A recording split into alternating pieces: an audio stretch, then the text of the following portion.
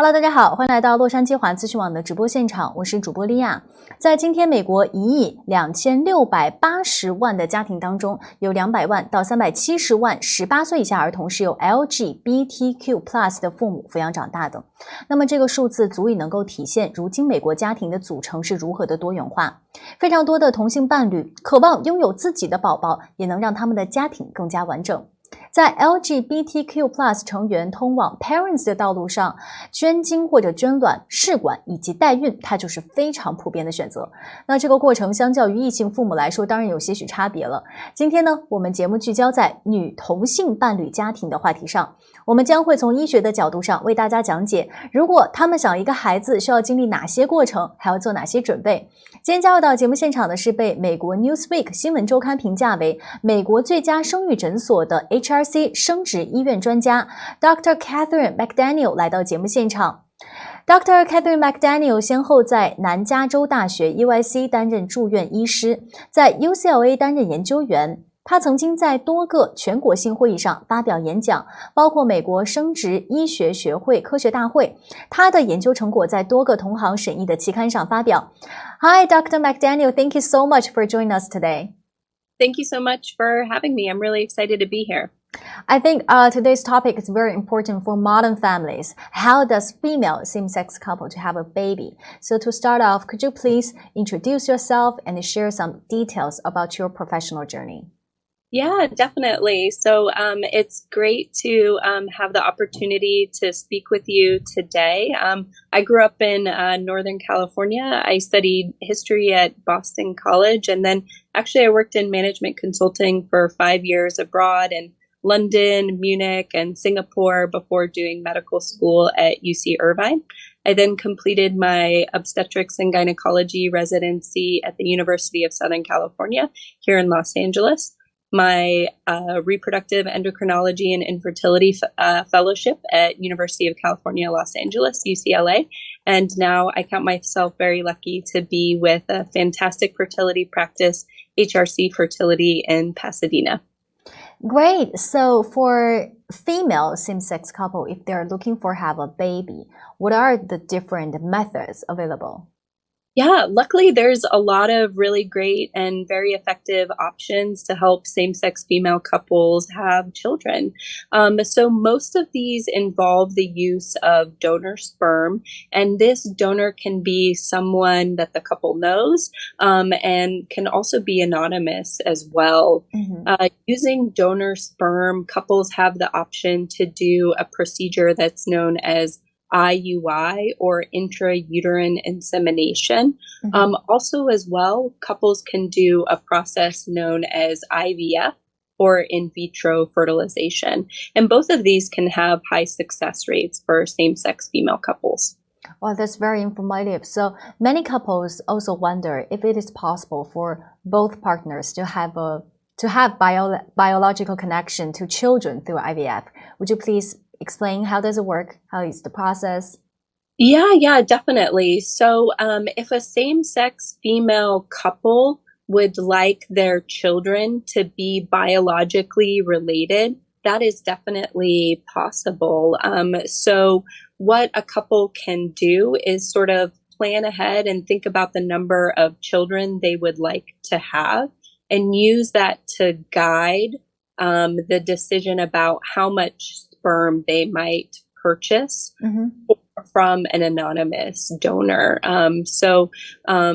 Just to get a little bit more specific, sperm is available in from a donor in a number of different vials. So if they would like their children to be genetically related from that same sperm donor, they could just purchase a number of vials in advance so that they're available for future treatments and future children. Wow, it's amazing how science can do now. So when it comes to choosing a sperm donor, what kind of the factors are important to consider in order to select a high quality donor? Yeah, that's a fantastic question and a really important one. So luckily in the United States, we have a number of different sperm banks that we can direct patients to. So the most commonly used ones are California Cryobank and another one called Fairfax Cryobank. And so one great aspect of these is that they have very searchable databases. So patients can go and they can indicate, what height, eye color, ethnicity they might like to have from their sperm donor. And there's a huge number of factors that can be searched on the database. One thing that's really, though, important to consider is whether or not the sperm donor has had any genetic testing done. Mm-hmm. This genetic testing assesses whether or not there are any abnormal genes that the sperm donor can pass along. So I recommend that patients choose a sperm donor that have had genetic testing done so they can understand that risk before they conceive with that sperm. I see. I heard that there are differences between the fresh sperm and the frozen sperm. Could you please touch a little bit on this topic? Yeah. So generally for sperm donors, it's not possible to use frozen sperm. That's because the sperm needs to be quarantined for a period of time to confirm that it's safe for a procedure. All of the semen samples that we typically use for our same-sex couples, therefore, are frozen sperm. But sperm are very robust and they can definitely survive being frozen and thawed. And we do see very high rates of success with intrauterine insemination and IVF procedures with frozen sperm. So something to be aware of, but that doesn't have a big negative impact on the success of a treatment. Got it. So, that's a great, excellent point. And moving on, for female same-sex couples, they're going through IVF. What preparations do both partners need to make before starting the process? Yeah, definitely. So I think for same-sex female couples, one really important aspect of IVF is that we can offer something that's very fantastic called reciprocal IVF. Mm-hmm. And reciprocal IVF is when we use the eggs from one partner, we fertilize that with donor sperm, we grow embryos in our laboratory, and then we transfer one of those embryos into the other partner. So this is a really fantastic process because it allows for both partners to be closely involved with the pregnancy event. So when we're talking about how to prepare for IVF, we're thinking, okay, which partner is going to be the egg donor and which partner might be carrying a pregnancy, or is this the same person? Mm-hmm. So for anybody who's going to be an egg donor, one thing that we really take a close look at is what the ovarian reserve is. And the ovarian reserve is the quantity of eggs that are in the ovaries. And so for anybody that's going to be contributing their eggs, we'll want to make sure that there's a good number of eggs remaining. So that's a really important test that can be done in preparation for IVF.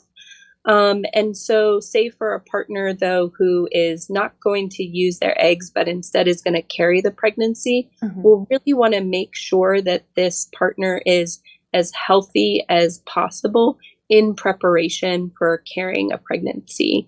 And this involves a variety of different blood tests, and also involves taking a close look at the uterus and the fallopian tubes to make sure that it's going to be a great place to transfer an embryo into. Got it. That's a great advice. When we're talking about preparations, maybe we wanted to talk about some lifestyles for food or medication. Do you have any suggestions on that? So in terms of sort of lifestyle, always recommended when and where possible to exercise 3 to 5 times per week, at least 30 minutes of vigorous sort of strenuous exercise where you're losing your breath if possible. Also making sure that you're focusing on a healthy diet, avoiding processed foods, avoiding high fat sort of foods as well. Also, for anybody carrying a pregnancy, we definitely recommend that you take a prenatal vitamin every day. and a prenatal vitamin that contains at least 400 micrograms of folic acid. This is really important for the development of the baby's brain and spinal cord. And also for anybody that might have lower egg counts and interested in improving their egg quality, we recommend a supplement called CoQ10. Take 200 milligrams of that 3 times a day. Okay, great. So it's great that we know that some lifestyles, habits can help us to gain, increase the success rate. And what percentage of your patients are female same-sex couples looking forward to have a baby? Yeah, definitely. It's a very, very important population. And I would estimate that upwards of 10% of my patients are same-sex female couples, and a population that I really enjoy working with because we have a lot of really great, effective treatment options. Great. And lastly, I just wanted to know, are there some misconceptions people often have regarding to the same-sex couple to want to have a baby? Do you want to clarify that? Or some question you have been asked a lot? Yeah. I mean, I think one thing that is very common that we talk about a little with a lot of patients that eventually come to the fertility clinic is patients who try at-home inseminations. Always definitely a possibility, but we definitely know that treatments done with a physician at a fertility clinic are most effective. And the reason why it's kind of important to keep that in mind is that same-sex female couples are on the sort of same reproductive timeline as male and female couples, meaning that we know that the number of eggs in our ovaries is declining from the time we're born. So it's really, really important. We definitely want to see everybody here in clinic just as soon as we can so we can lend a hand. And we sort of just hate being in a situation where a couple's been trying at home with inseminations for an extended period of time and not having success.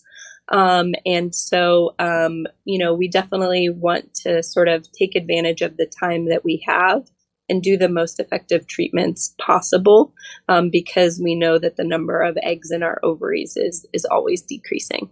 Got it. Lastly, do you have any words or wisdom for these couples who are going to have a baby? I would just say it's going to be an exciting and eventful ride, and we're just sort of really well positioned to help you build the family of your dreams, and we're excited at the opportunity to lend a hand. That's awesome. Thank you so much, Dr. McDaniel. Your insights are incredible, valuable. I'm sure that our audience will appreciate your guidance. 那如果大家非常感兴趣的话，都可以扫描二维码，我们请导播老师放一下。那么二维码呢是可以咨询中文。